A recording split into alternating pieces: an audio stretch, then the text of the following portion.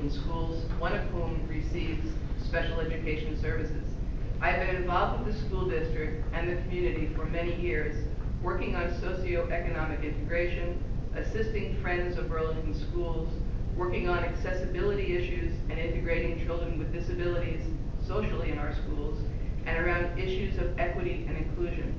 I am here today to clarify some misperceptions about the current conversation around equity and inclusion. Despite how this community conversation has been framed by the public relations dollars spent by the district, the dialogue we have engaged in for the last 4 years has always been about fairness and equity in education, which will ultimately benefit the whole community. For no community can thrive when each child's basic human right to education is not protected. No community can access the talents, the creativeness, the hard work and motivation of its members if, as children, they do not have access to the opportunities that support their full development and adequately prepare them to contribute to the larger good. It is the highest calling of a parent to advocate for their children. We would expect nothing less from a good parent. Similarly, as a community, the challenge we face is to realize that to be a vibrant, democratic, socially just community, we must view every child as our own and advocate that the system work equally for all.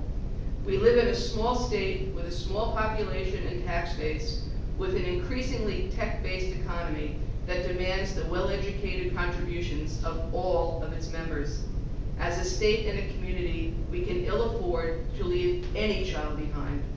Every child must be educated to their full potential.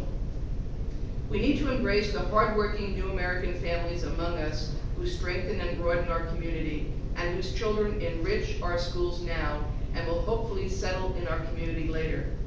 So today we must speak, as others have for decades, as parents and community members advocating for a high-quality education for all children, regardless of their socioeconomic background, class, gender, sexual orientation, race, or native language.